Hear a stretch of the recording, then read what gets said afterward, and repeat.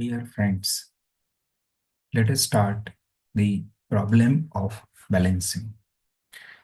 Balancing के third problem में हम डायनेमिक बैलेंसिंग का प्रॉब्लम कैसे सॉल्व करते हैं वो देखेंगे। यहाँ हम दोनों मेथड से प्रॉब्लम सॉल्व करेंगे, analytical method as well as graphical method. तो यहाँ जो प्रॉब्लम दिया गया है वो इस प्रकार से है।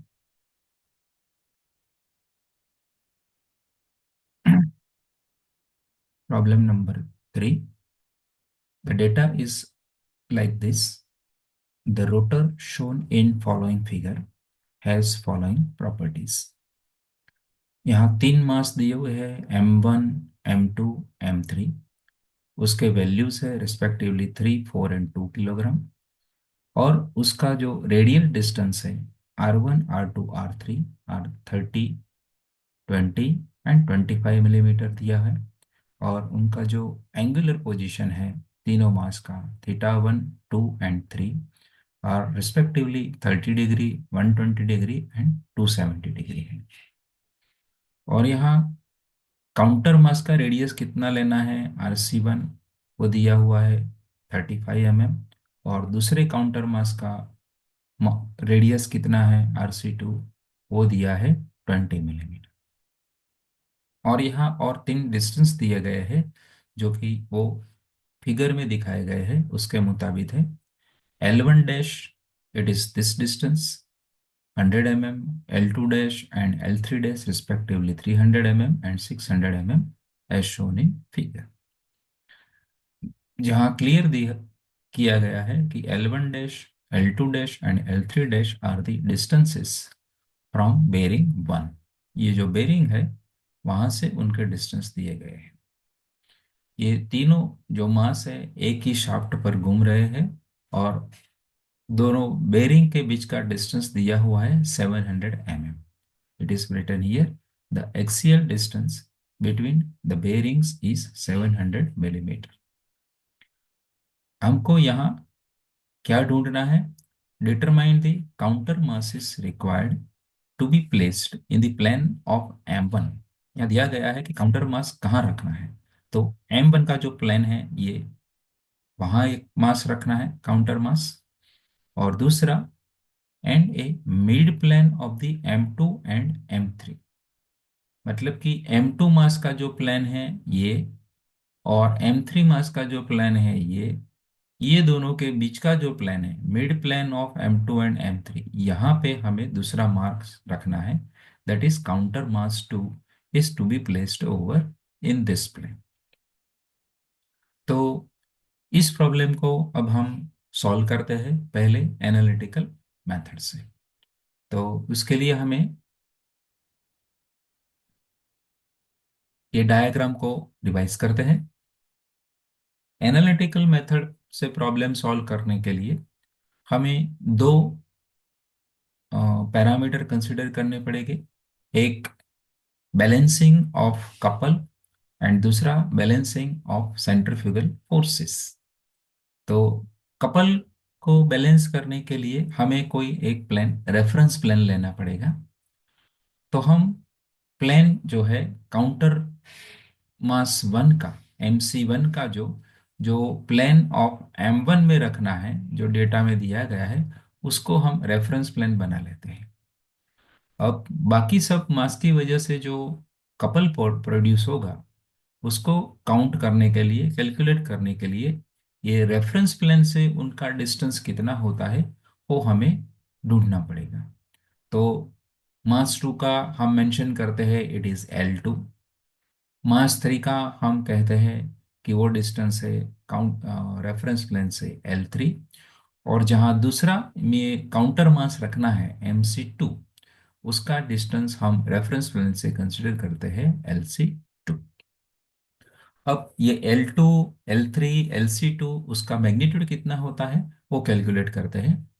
तो L2 हमें मिलेगा is equal to L2 dash minus L1 dash. ये जो लिया है हमने आगे वाली फिगर से लिया है। L2 मतलब दिस डिस्टेंस। तो it is clear from this figure that L2 यहाँ से यहाँ है ये डिस्टेंस है, तो that will be L2 dash minus L1 dash.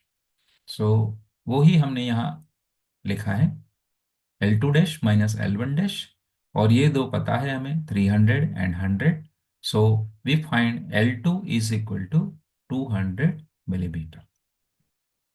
Similarly, L3, that is the distance of mass 3 from reference plane, that is of mass m1.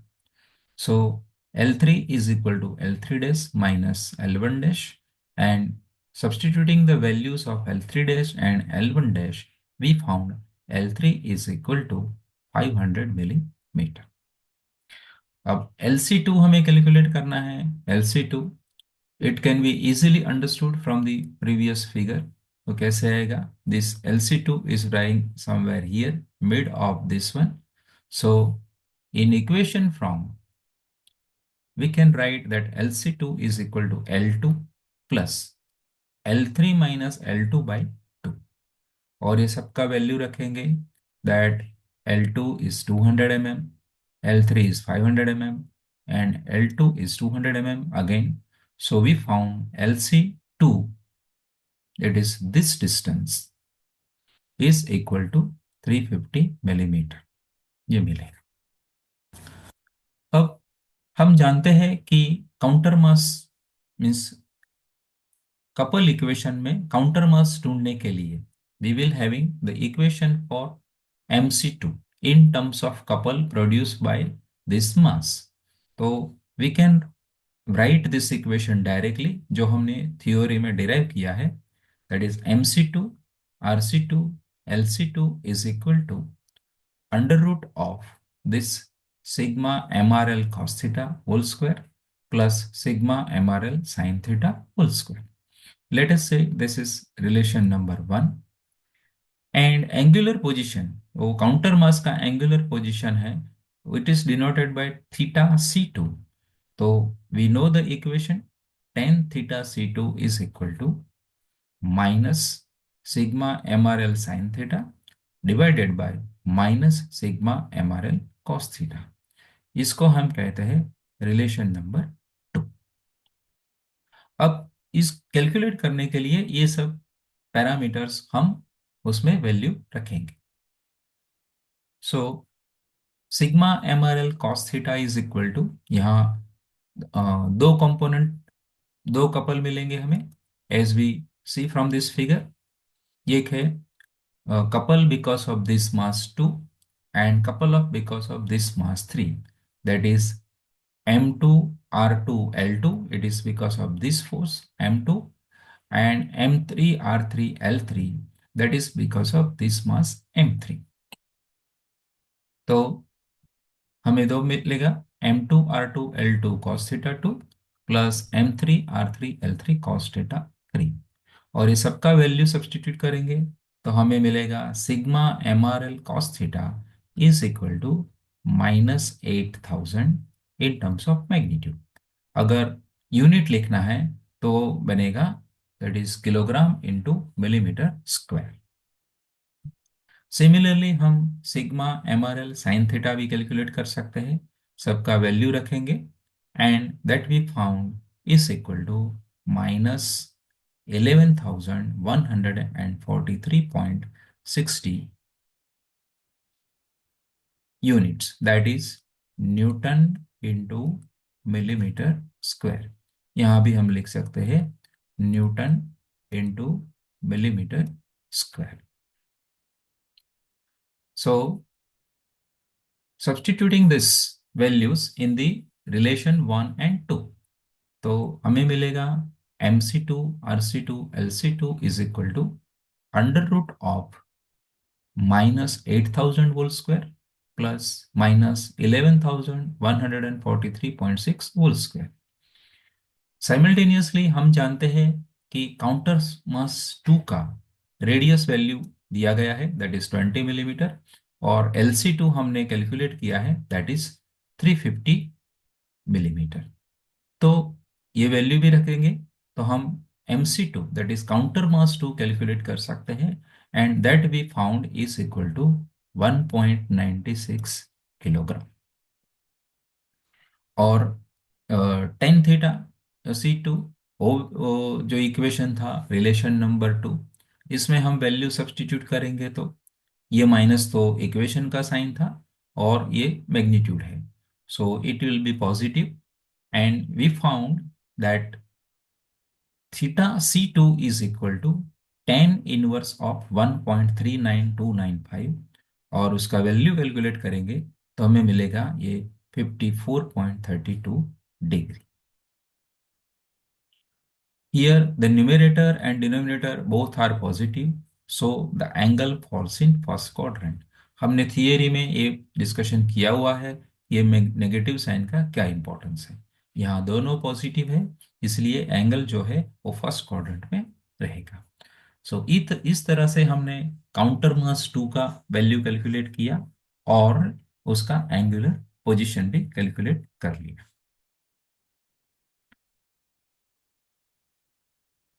अब force को consider करेंगे तो काउंटर मास 1 का लिए इक्वेशन बनेगा MC1 RC1 is equal to under root of this sigma MR cos theta plus MC2 RC2 cos theta C2 whole square plus sine component that is sigma MR sin theta plus MC2 RC2 sin theta C2 whole square. तो इसको explore करके हमने यहाँ रखा है M1 R1, M2 R2, M3 R3, and this counter mass 2 component, similarly cos component है, sign component, और सबकी वैल्यू सब्स्टिट्यूट करेंगे और कैलकुलेट करेंगे तो हमें मिलेगा MC1 RC1 is equal to under root of 60.81 whole square plus 96.12 whole square, और ये रेडियस जो भी है वो भी हमें दिया गया है, that is RC1 is equal to 35 mm। तो वो वैल्यू सब्स्टिट्यूट करने के बाद हमें मिलेगा counter mass MC1 is equal to this magnitude, that is equal to 3.25 kilogram. और अब उसके बाद उसका एंगुलर पोजीशन फाइंड करेंगे, और उसके लिए ये इक्वेशन हमें पता है, tan theta C1 is equal to minus sine component divided by minus cos component, और इसकी वैल्यू हमने ऑलरेडी कैलकुलेट किया है, सो डायरेक्टली सब्स्टिट्यूट करेंगे, -96.12 divided by -60.81। So theta C हमें मिलेगा ten inverse of this entity, and यहाँ हमें एक ख्याल रखना है कि यहाँ दोनों नेगेटिव है, न्यूमेरेटर एंड डिनोमिनेटर, इसीलिए जो एंगल है वो थर्ड क्वाड्रेंट में पड़ेगा। तो थीटा हमें मिलेगा 57.68, that is ten inverse of this entity plus 180 degree, क्योंकि एंगल थर्ड क्वाड्रेंट में है, बिकॉज ये दोनों न्यूमेरेटर एंड डिनोमिनेटर नेगेटिव है। तो theta C1 value is equal to 237.68 degree. तो इस पर से हम कंक्लूड कर सकते हैं कि काउंटर मास 1 हमें चाहिए बैलेंसिंग के लिए 3.25 kilogram at the given radius, वो 35 mm दिया हुआ था, एंड उसका एंगुलर पोजीशन हमें रखना पड़ेगा 237.68 डिग्री, और काउंटर मास 2 है उसका वैल्यू मिलता है 1.96 kilogram at radius of 20 mm, that is already given, and the angular position of counter mass 2 is to be kept is equal to 54.32 degree. तो दोस्तों ये हुआ एनालिटिकल मेथड। अब हम ग्राफिकल मेथड के लिए जाते हैं। तो ग्राफिकल मेथड में हमें पहले कपल का पॉलीगॉन ड्रॉ करना पड़ेगा, कपल से इक्वेशन सॉल्व करना पड़ेगा। तो जैसे हमने इसको रेफरेंस प्लेन लिया है तो हमें दो नॉन कपल मिलेंगे, that is M2 R2 L2 second mass की वजह से, और M3 R3 L3, और जो कपल है MC2 RC2 की वजह से जो जनरेट होगा इस रेफरेंस प्लेन के कॉन्टेक्स्ट में वो अननोन रहेगा। तो दो नॉन कपल के मैग्नीट्यूड हम फाइंड करते हैं M2 R2 L2, that is equal to 16,000 kilogram millimetre square, और उसका एंगुलर पोजीशन दिया हुआ है 120 डिग्री। और दूसरा कपल है that is because of mass 3, इसकी वजह से जो है that is M3R3L3 is equal to 25,000 kilogram millimetre square, और उसका एंगुलर पोजीशन दिया हुआ है 270 degree, and that is this distance, this M3R3 into L3, this distance. अब ग्राफिकल मेथड स्टार्ट करने के लिए कोई एक रेफरेंस पॉइंट ले लेते हैं। स्टार्ट, लेट अस से this point is O, 0 point, starting point O point है, और यहां से हम फर्स्ट वेक्टर ड्रॉ करेंगे। तो फर्स्ट वेक्टर ड्रॉ करने के लिए हमें कुछ स्केल लेना पड़ेगा। सो यहाँ स्केल लिया है 200 kilogram millimetre square is equal to 1 mm।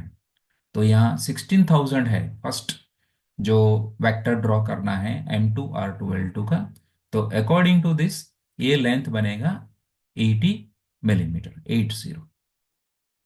तो यहाँ से आपको 80 mm का एक लेंथ ड्रॉ करना है, वेक्टर ड्रॉ करना है, और जिसका एंगुलर पोजीशन है θ2, that is equal to this much, 120 degree. तो ये एंड पॉइंट मिलेगा, let us say it is point A, यहाँ पे है, एक वेक्टर खत्म हुआ। अब दूसरा वेक्टर ड्रॉ करना है, दैट इज हैविंग 25,000 मैग्नीट्यूड। तो उसका स्केल के मुताबिक बनेगा 125 mm, और उसका एंगुलर पोजीशन होगा 270 डिग्री। तो यहां से फिर एक हम कोऑर्डिनेट सिस्टम बना देंगे, हॉरिजॉन्टल और वर्टिकल, और फिर हॉरिजॉन्टल से उसका एंगल मेजर करेंगे 270, और 125 mm लेंथ का वेक्टर ड्रॉ करेंगे। उसका एंड पॉइंट होगा यहाँ बी पॉइंट। यस, अब ये पॉलीगॉन को क्लोज करने के लिए हमें एक कनेक्टिंग वेक्टर ड्रॉ करते हैं, that is B2O, and that is nothing but the closing vector, closing couple कोण, that is generated because of counter mass 2। इसकी वजह से जो कपल जनरेट होता है वो आएगा, and that is nothing but MC2R C2LC2, that is third vector. अब हमें ये मैग्नीट्यूड फाइंड करने के लिए ये वेक्टर जो है B2O उसको मेजर करना पड़ेगा, और फिर कैलकुलेट स्केल से मल्टीप्लाई करके अ, ये वैल्यू कैलकुलेट करना है। तो हम देखते हैं कि मेजर करने से उसका वैल्यू मिलता है 69 mm, और स्केल से मल्टीप्लाई करेंगे तो हमें मिलेगा MC2R C2LC2 is equal to 69 into 200, क्योंकि हमारा स्केल है 1 mm is equal to 200 millimetre square. तो ये मैग्नीट्यूड हुआ 13,800 किलोग्राम मिलीमीटर स्क्वायर। और यहाँ दोबारा यहाँ रेडियस हमें पता है 20 mm, RC2 एंड LC2 भी हमने कैलकुलेट किया है 350। तो हम काउंटर मास 2 कैलकुलेट कर सकते हैं, और ये वैल्यू सब्स्टिट्यूट करने के मिलेगा हमें 197 किलोग्राम। और एंगुलर पोजीशन के लिए हमें ये एंगल मेजर करना पड़ेगा। यहाँ पे जो θC2 है वो कंपास इंस्ट्रूमेंट यूज करके हम ये एंगल मेजर कर सकते हैं, and on measurement we found θC2 is equal to 54 degree. अब काउंटर मास 1 कैलकुलेट करने के लिए हमें फोर्स पॉलीगॉन ड्रॉ करना पड़ेगा। तो यहाँ जो रेफरेंस प्लेन में जा रहे सारे फोर्स लगेंगे, that is because of M1, M2, M3 and MC2 also, और उसके पर से हम MC1 कैलकुलेट कर पाएंगे। तो फोर्स के लिए सब कैलकुलेट कर लेते हैं magnitudes. M1R1 it is given 90 kilogram mm, similarly M2R2 80, M3R3 50, and MC2RC2 जो अभी हमने आगे कैलकुलेट किया that is 1.97 into 10 that is 39.4 kilogram millimetre. और ये सब का एंगुलर पोजीशन भी हमें पता है, this are given, and θC2 हमने कैलकुलेट किया है। तो अब फोर्स पॉलीगॉन के लिए भी हमें स्केल लेना पड़ेगा। तो हमने स्केल लिया है 1 kilogram into millimetre is equal to 1 mm। तो अब इसको ग्राफिकली स्टार्ट करते हैं। तो सबसे पहले पॉइंट ए ओ ले लेते हैं, this is a starting point. और वहां से M1R1 to the scale draw करना है, M1R1। और M1R1 का वैल्यू है 90 और स्केल 1:1 है। तो 90 mm का रेडियस हमें थीटा 1 एंगल पे ड्रॉ करना है, 30 डिग्री पे। तो ये थीटा 1 30 डिग्री पे हमने M1R1 90 mm का ड्रॉ किया और यहाँ पॉइंट ए मिला। अब यहाँ दोबारा ये कोऑर्डिनेट सिस्टम बना देना है और यहाँ से दूसरा वेक्टर ड्रॉ करना है, दैट इज M2R2, जिसका लेंथ है 80 mm। तो ये 80 mm का लेंथ हम यहाँ ड्रॉ करेंगे तो पॉइंट बी मिलेगा, and that is nothing but M2R2। अब तीसरा वेक्टर हमें ड्रॉ करना है, दैट इज M3R3, जिसका लेंथ है 50 mm और उसका एंगल है 270 डिग्री। तो यहां से लेके हम 270 डिग्री पे ये तीसरा वेक्टर ड्रॉ कर दिया 50 mm का। तो यहाँ पॉइंट सी मिलेगा। और वहां से फोर्थ वेक्टर ड्रॉ करना है MC2R C2, 39.4 mm का, और एंगल है उसका 54। तो यहाँ हमने एक कोऑर्डिनेट सिस्टम बनाया और थीटा C2 ये एंगल लेके हमने वेक्टर 4 ड्रॉ किया, दैट इज C2D। ये 4 फैक्टर ये रेड पेन से जो ड्रॉ किया है वो। अब ये पॉलीगॉन को हमें क्लोज करना है। तो this is the end of the last vector and this is the tail of the first vector. तो उसको कनेक्ट करते हुए एक लाइन ड्रॉ कर दो, that is dotted line, black colour से ड्रिया है, वो है fifth vector and it is indicating MC1R C1। और ये वेक्टर को हमें मेजर करना है। तो on measurement we found that DO is equal to 104 mm और उसका स्केल 1:1 है। तो MC1R C1 is equal to 114 kg/mm। अब RC1 हमें पता है, that is equal to 35 mm। तो MC1 हम कैलकुलेट करेंगे, that is equal to 3.25 kg। On measurement के जरिए हमें पता चलेगा कि θC1 इज इक्वल टू 237। वो डायग्राम में हम यहाँ देख सकते हैं। θC1 ये जो ब्लैक डॉटेड लाइन जाता है उसका एंगल हमने यहाँ से मेजर किया है पॉजिटिव एक्स से, that is θC1 and that we found is equal to 237। इस तरह से हम ग्राफिकली भी ये प्रॉब्लम सॉल्व कर सकते हैं। और आप देख सकते हैं एनालिटिकल रिजल्ट और ग्राफिकल रिजल्ट एकदम एक दूसरे के नजदीक है। थोड़ा एरर आता है, that is because of error in the graphical method. So this is the problem solution, and if you're having any problem you can ask me. Thank you.